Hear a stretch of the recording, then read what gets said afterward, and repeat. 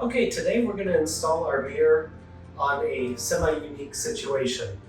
Right here we have essentially two different elevations. We have a 1/4 inch raised portion of the wall with an FRP, which could be tile, which is very common, and then the drywall is recessed about a 1/4 inch. So in this case, when we install the mirror, we're going to be using our offset, and this will be going essentially right under the cleat up here, which I'll show you how to install. But this being a 1/4 inch, you can see it's the same thickness as this raised portion.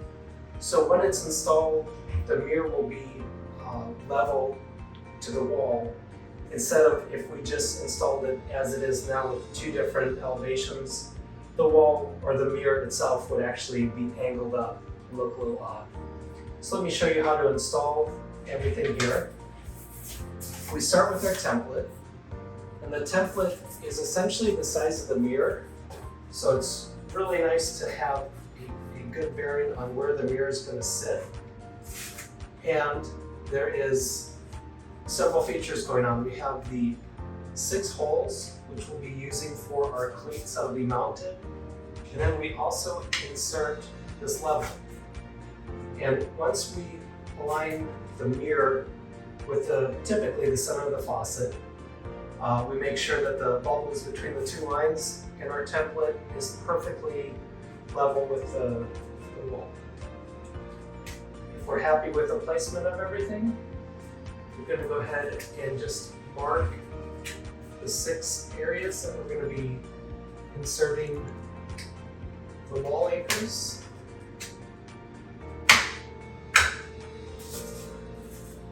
And when we pull that back, we know exactly where to drill. So then we use the supply drill bit that comes with the kit. It's not only good for drywall, but also for drilling into ceramic tile. The drill bit is made for that. You can even see with the FRP or the plastic panel drills right through. Okay, now that we have our 6 holes pre-drilled, we're just going to install our standard wall anchors.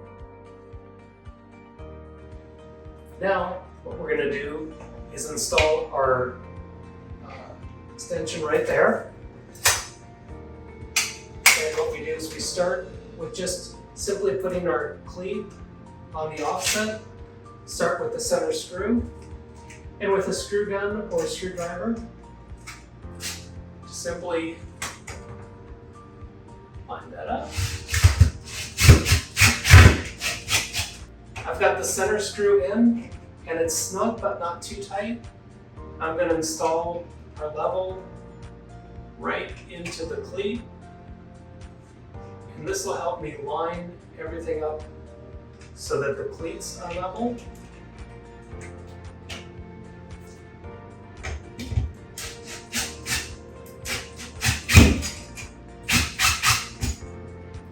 Okay, now that I have the top cleat on, you can see it still has some adjustment. We'll go ahead, put the level in,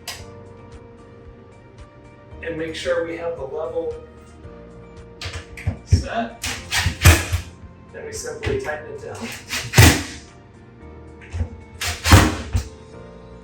And although I didn't mention it, the cleat has the specific holes. There's a top, which is clearly labeled. You just install the cleat there, and the offset is all set. Now I'll just install the bottom. And this one obviously doesn't need the offset because the entire wall is raised a 1/4 inch off. And one thing to note is whenever you're installing a mirror, whether it's our peel mirror system or any mirror, it's important you don't bring it down to the bottom of the sink, because water will always wick in there and it can cause issues with the mirrors. We recommend a minimum of a 1/2 inch off the sink itself so water can't accumulate. Obviously, with the way this faucet is in this scenario, we're about 6-8 inches off the base of the sink anyway. We'll repeat the same process. I'll put the center screw in, put the other 2 screws in just snug so I have room, put the level in to make sure that we get everything set.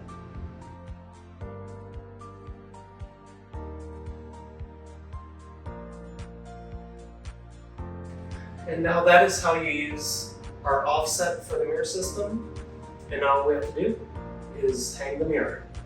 And the easiest way I found to install the mirror, with the 4 tabs on the back side of the mirror, which will fall into the 4 adjoining ones on the plates, is to start lower than the mirror, slowly lift it up, and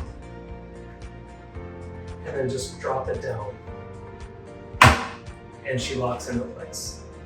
Now with your mirror all mounted and tight, we peel off the protective paper coating which comes from the manufacturer.